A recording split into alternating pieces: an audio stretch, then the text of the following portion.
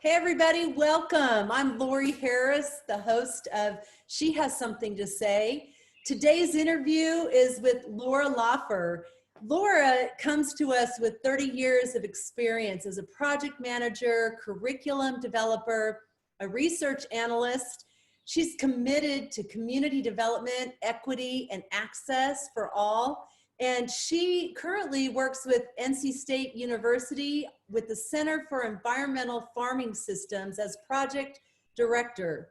And a particular program is Empowering Mountain Food Systems, where they provide technical assistance, marketing development, career ladders, supply chain resources, and other value-added resources. And prior to all of this, she was also a chair and a leader for the Green Building Council in Chatham County, as well as heavily involved in the Peace Corps in Africa. So Laura, welcome today, and thank you for taking time to be on our show today. Well, you're welcome. I'm so excited to be part of this this new effort. It's wonderful to share my story with the other amazing women that you're including. So it's wonderful to be in their company. So thank you. I have to say, I love this environment that you're sitting in and the fact that we get to hear a little bit of nature. I think it's very fitting with you and where we're going to go today and what we're going to talk about. So I want you to kind of tell us a little bit about your expertise in the food systems and the work that you're doing currently with NC State University. Great, thank you. Yes, we, the Center for Environmental Farming Systems is committed to a just, equitable food system. And this food systems project is unique in that we are located in the 7 southwestern counties of North Carolina, including the Eastern Band of Cherokee Indian. And we are focusing on food systems. A lot of people associate cooperative extension with technical expertise and production, but we're really looking at the system as far as the food supply chain. How can we have more local food in the supply chain? How can farmers increase production and keep it local, supplying both institutions like Western Carolina University and Cherokee Harrah's Casino with local food? How can folks who have SNAP and EBT have access to fresh local food? So it's a really exciting project, and it's wonderful to be able to do it in a I do this a lot because we're in the little pointy end of North Carolina, in a specific geographic focus area that hasn't had a lot of resources directed here in food systems. And so for understanding, talk a little bit about how you enhance these channels like Farm to Fork and the SNAP program and EBT. Tell us a little bit about that. And if you wouldn't mind, what does EBT mean? What does SNAP mean? If you'll help us understand that as well. Well, it's what used to be called food stamps. So it's electronic funds transfer for food stamps. And what's amazing is our farmers markets can take SNAP EBT benefits. And our Jackson County Farmers Market has a double up program, which allows you to double the value. Say you have $25 on your SNAP EBT card, it's worth $50 at the farmer's market for fresh and local vegetables. And so that's a federally managed program that we have support from here in North Carolina. So that's very exciting. And so part of what we do is promote that. You know, we want more farmers markets to take that on. So if they need support to do that, there's special machines that are required, we can fund that. So that's a very tangible thing we do. So for instance, to sell into institutions, like to sell to Western Carolina University, or to the school systems, the K-12 school systems, farmers are required to have GAP, Good Agricultural Practices certification. So we can fund that process as well.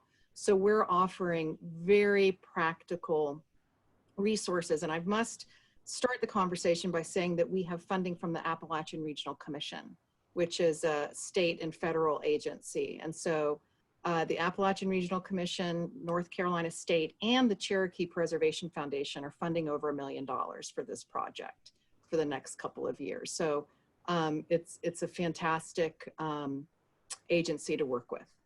So let's talk a little bit about the scope of that food insecurity reach that you're making with these programs and these resources and this funding. And then also maybe the positive impact that the communities are beginning to realize with your efforts and with these program efforts.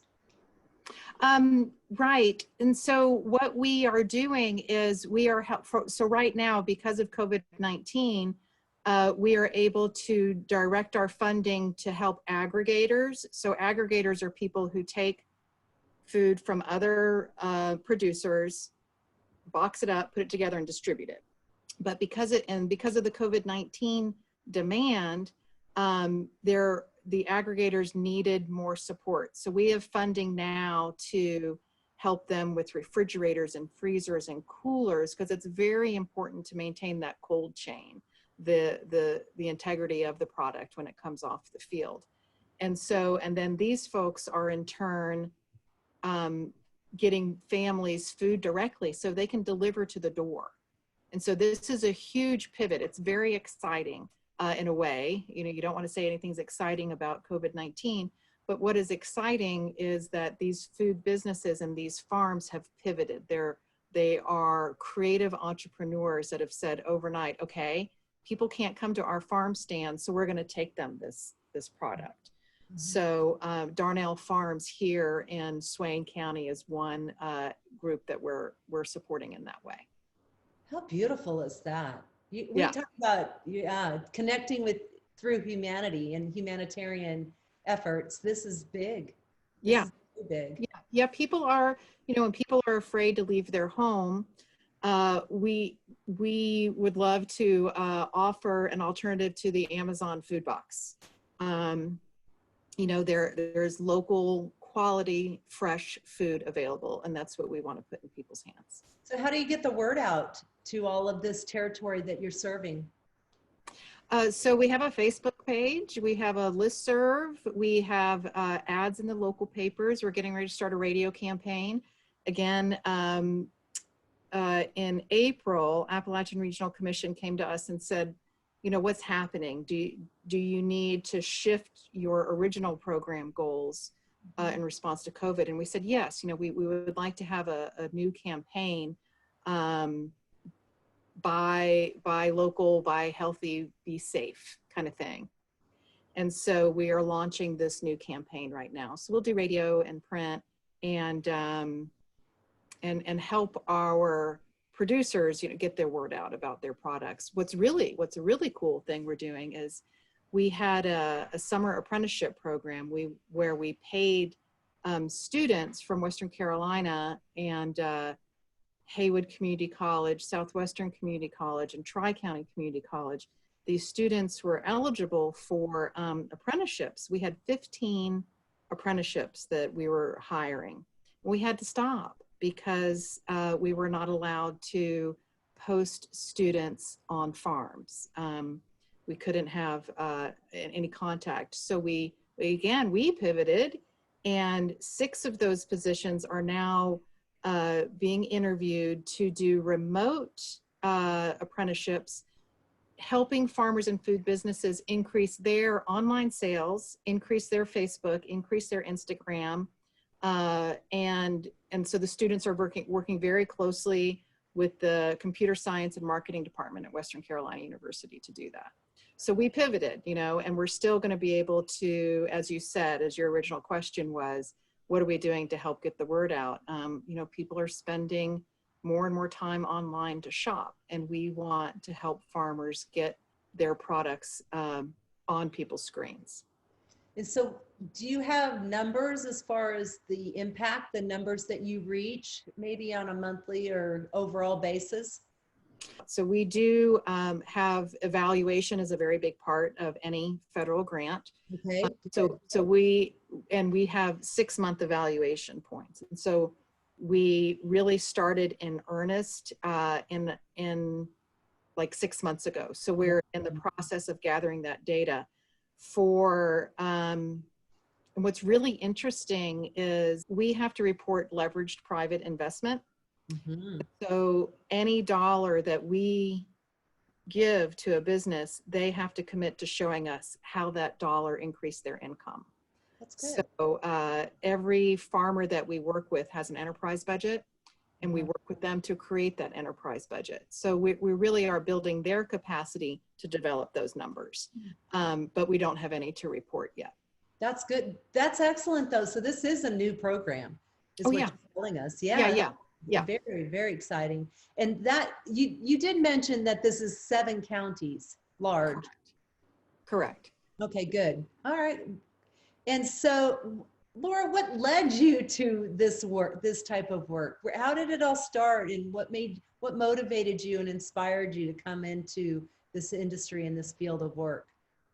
Well, you know, I've been asked that before, and I really, I really think it's because I was raised in a family of service. And so I've never worked in the private sector. My mother was a Red Cross volunteer for almost 50 years. My father was career military at Fort Bragg. And you know, our lives were just around community and service. And so it was a natural fit. After college, when I was trying to figure out what to do, I decided to join the Peace Corps. And my dad, who's in the Army, was like, "What?" And he was concerned, but it was a really wonderful experience. And so that's where I received my training in sustainable agriculture. So I was an agriculture volunteer. And that's where I got my start in agriculture. And I just have, it's just a passion, and it's always been a very welcoming community, and just growing. You know, my profession has grown as the interest in local food systems has grown. So it's so wonderful to be able to work your passion, and that's what I do. And with all this that you're doing now, what do you wish the media would cover when it comes to food insecurities and access and equity? Well, the food system is broken. It is really absolutely broken.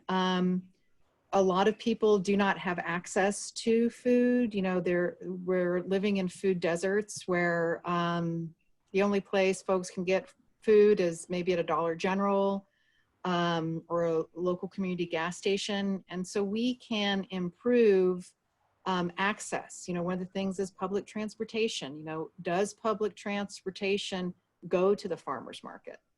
A lot of times it doesn't, you know. And how can we facilitate that process? Communities are, you know, there's some cool examples of urban areas in the state where empty lots are being turned into community gardens. But that takes a collaboration with, you know, the town councils, the planners, the health department, the Parks and Rec department, the senior center. This is, you know, the state of where we are right now in the country, in this state of crisis, really begins at the local level. You know, people need to be aware of, you know, what's happening at my planning department. You know, who's hearing my voice about food insecurity. It's not something at the federal level. It really starts at home.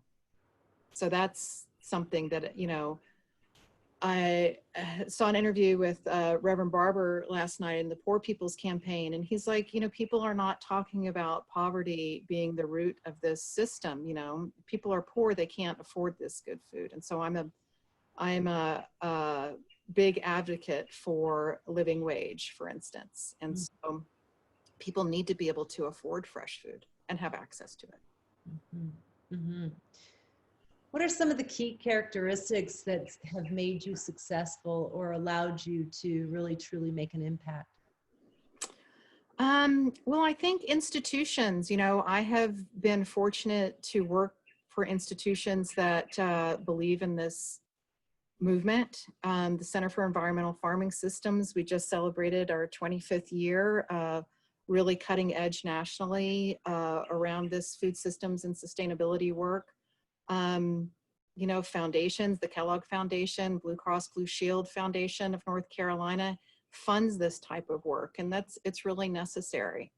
I've also worked for nonprofits that have benefited from, you know, support from foundations and local government and state government. So it is important that our institutions support us. Significant funding from USDA as well, and good partnerships. The sustainable agriculture community is very sharing and very welcoming, and so we work together for these big issues. And you know, when COVID started, it was, and everybody was so concerned about the local food system, you know, in a way, many of us who've been working in this field for decades were like, see, we told you, we need to support local food systems. Exactly. You know, potentially, you know, I'll just have to stop there. We need, Well, you know we what? need to support local food systems. Yes. And for me, the value of communication, talk about that. The value of how powerful communication is for the success of this. Right. And it's telling people stories. You know, it's telling the story of the mom, you know, who's using SNAP EBT to increase nutrition, who's working with her cooperative extension office to get recipe cards, that benefited from a Zoom recipe demonstration that, you know, even though cooperative extension can't, you know, get out there in the field, they're doing all these creative programming. And maybe, you know, reaching out and calling people. So yeah, so communications are really important. But again, you know, you have to talk about access. Many rural communities in North Carolina maybe don't have great broadband access. And so again, COVID is bringing these issues to light, that, you know, if we are going to communicate with each other in an interconnected society, everybody has to have access. Wonderful. I love it. I love it. And okay, so we're gonna shift a little bit. Okay. Okay, and it's all related, it's all threaded. But I want to ask you, in your life, what's one of the most defining moments for you that have kind of brought you to where you are today, and then also is moving you to where you're going? What's that defining moment that happened in your life? I really do think my experience working with very small scale farmers in Africa, you know, with women and men who had so little access to capital, and learning what just a minuscule influx of capital can do to really change somebody's life and change children's lives. You know, just having access to improved seed was huge. And so really seeing the impact that, you know, entrepreneurship can have on small scale businesses, and so just seeing that really positive impact was formational. And the beauty of nature. You know, I grew up in the woods, and just not wanting to, you know, even though I do kind of have an office job, you know, just wanting to be in touch with nature and to help preserve it. And that's what sustainable agriculture does. Yeah. So, you know, my love of nature, my appreciation for entrepreneurship, it has really defined me. And health, you know, health and well-being. I eat, you know, very locally. I get everything I eat really mostly from, I'm blessed to have 2 year-round farmers markets here. And I'm cooking for myself right now. It's just me, so that's much easier. Kids are a little persnickety for their diet. So I have this wonderful freedom to know the farmers, to know how they're producing food, and eat fresh all the time. And so because I appreciate how healthy and how good I feel, and how I'm helping these entrepreneurs stay and keep their land in production, just that everyday inspiration from them drives my work. With all the work you do and where you live, and you're working in 7 counties, and the things that you enjoy personally, how do you balance life and your daily work? Well, if I could show you, I've got my kayak on my car over here, and I'll show you. I don't know if you can, if you want to include that, but I don't know if you can. Nice. So it stays at your kayak stays on your car. And so I'm going kayaking with a friend today. Huh? I mean, I live in the Smoky Mountains. It's just stunning. I went hiking with my dog yesterday and at the Smoky Mountains National Park, and some elk, were there, and we got caught in a thunderstorm. And it's just really, really important for me to take that time and to enjoy nature. All right. So now we're going to go. We're going to have you speaking to, young students, whether they're high school or college. What would you say to them about your career and what you do? Mm-hmm. Well, I would say try as many things as possible. It's really important to have internships and to have jobs or volunteer in an area that you're interested in. And it's absolutely okay to realize you're not studying what you thought you wanted to. I think, and I taught for a while, and students would say, gosh, I'm having a really hard time in this. I'm not enjoying it. As an advisor, I was talking about their other classes, and I'm like, well, that's a success. If, when you're 18, 19 years old and you have an understanding of what you don't like, that's really a success. So, because then, well, I'm going to try this other thing. So have internships, do apprentices, ask for mentorship. I think that's one of the most important things people should do. All of us should do at all stages of our life. If there's somebody you admire, call them and ask them, can I meet you for a coffee? And I love it when young people do that, because, some of us complain about, getting older, but one of the benefits of getting older is you really do have some things you'd like to share with folks. So really ask for advice from people outside of school, outside of your professors. If there's somebody, a friend of your parents that works in finance, and you've thought, maybe I want to do finance. Part of their professional goals are also to inform people about opportunities. So just talk to people, try new things for sure. And I would say civic engagement, absolutely be engaged in your community. If you played softball in high school and your softball days are over, you have something to offer that Parks and Rec department that's starting out with the 5-year-old at softball. Helping people, being part of your community is honestly one of the most important things you can do in your life. Mm-hmm. So this other question before we get to some of the final question is, what message do you want to share with other women, whether it's in the same industry or someone like me? What message do you want to share?